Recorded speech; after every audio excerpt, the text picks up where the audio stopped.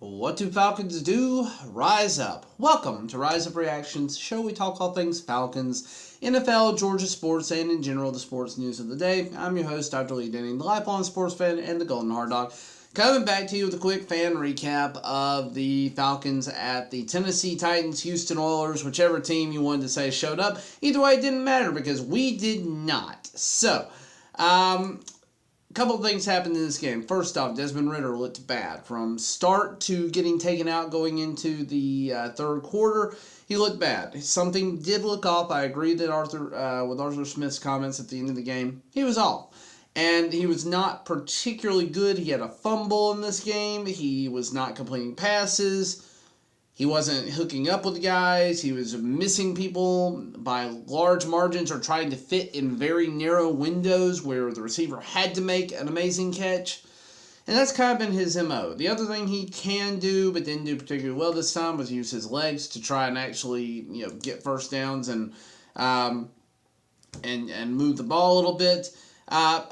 All that to say, though, on our first or second drive, he took a god-awful sack where literally, I think it's the slowest edge rusher I have ever seen is coming after him, and he sees him, he's staring him down, and he refuses to get rid of the damn ball and just takes a 10-yard sack. Ugh. I don't know what to think about that. And then you get Heineke coming in, and all Heineke does is come in and look really overall efficient. Got us, was able to get a Bijan Robinson touchdown run, and then was also able to get a passing touchdown to Scotty Miller. I don't know. I've been on the give Desmond a shot train. I have also been on the train last year when Marcus Mariota was starting to show what he really was, which was not very good, to move on and try and evaluate the next talent. We now have, 12 games of tape to evaluate for Desmond Ridder. We have 4 last year. We have 8 this year. We are 4-4 this year. And again, I want to be very clear. We're still first place in the NFC South. It's still not the worst thing in the world. The Saints had a very good game this past week, and they are now tied with us. But we have a 2-0 lead in the division. We are winning right now.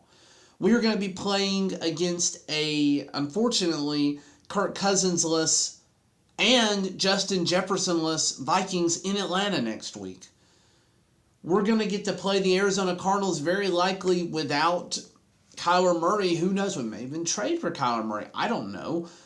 But we are probably going to be playing a weakened, but, still spicy Arizona Cardinals team in Arizona the week after that.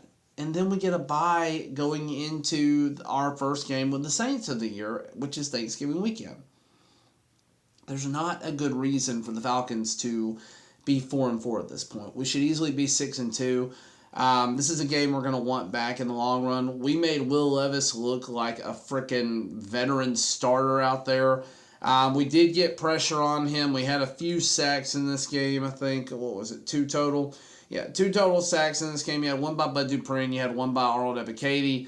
Grady Jarrett came out of the game early. I think he was dealing with concussion possibility. Caden Ellis had to come out of this game for a short period of time. Nate Landman looked good. He got a QB hit. Caden Ellis also ended up with a QB hit. We hit the quarterback 11 times, and we only got 2 sacks out of it, which is crazy. And then Ridder and Heineke, both between the two of them, took 4 sacks. This was just a tough game. It was a tough game to watch. It's a game that I feel like is very winnable against a team that I don't think is very good. I do think, though, that my hypothesis was semi-correct in that Will Levis was a better starter, was going to be a better player than Ryan Tannehill for the Tennessee Titans. They did try to mix it up with the Malik Willis, which did not go well for them. But the tone of this game really just got set early on when we got the fumble. I thought, hey, this is going to be great. We're about to score. It's going to be amazing. We are about to set the pace for the rest of the day. And had we got a touchdown, it actually might have. But all we did was fail to move the ball forward, fail to get a first down, had to kick a field goal, which, again, Youngboy Koo had 3 field goals on the day. He's good. But we failed to move the needle. We failed to establish dominance like we did against Tampa Bay against the run. We did keep out Derrick Henry from the end zone. I would argue that the very first touchdown for the Tennessee Titans to DeAndre Hopkins, who had 3 on the day. I would argue that it was offensive pass interference. He had his arm wrapped around A.J. Terrell and literally spun him around, and thereby shoving him off. That I don't think there could be a more clear definition of offensive pass interference. So we got a little bit of ref ball. But ultimately, a 28-23 loss does come back on the Falcons overall. Probably our worst defensive showing so far this year. And again, we allowed a ton of yards. We allowed 226 through the air and 149 on the ground. We're not going to win a lot of games that way.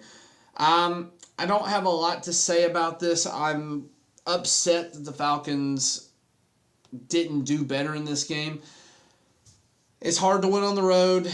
Every game is a potential loss. You've got to look at it that way. I think the next 2 are very winnable.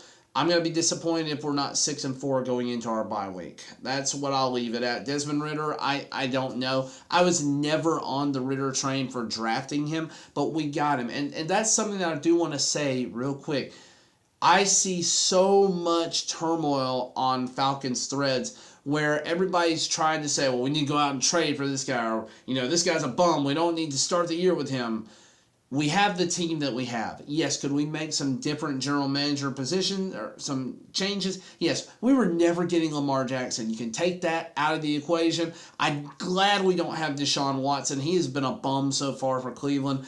There have not been a lot of opportunities for the Falcons to get solid quarterback play since the Matt Ryan era came to an end. If you look at our salary cap, if you look at where we've drafted, we have not really had that opportunity. You can argue Justin Fields would have been available to us. I'm glad we don't have Fields. He has not been particularly good either, and I don't know that we could have developed him into what he probably could be maximized as. I don't know that we could have done that. I'm definitely not happy that we took Kyle Pitts overall, though, and that's a me thing. I think we needed other foundational pieces. Kyle Pitts is a great player, but I think we needed other foundational pieces at the same position that we could have taken him in the 2021 draft. Completely different video. I'll probably make a video on that this offseason, especially as we get into the draft. But guys, I'm trying to hit 500 subscribers by the end of the 2023 season. This is a tough loss this week, but if you don't mind hitting that subscribe button to help me reach more people, and again, I'm hoping we're going to be able to hype up people a little bit more going forward. But thank you for watching, thank you for liking, thank you for sharing and subscribing, and as always, rise up.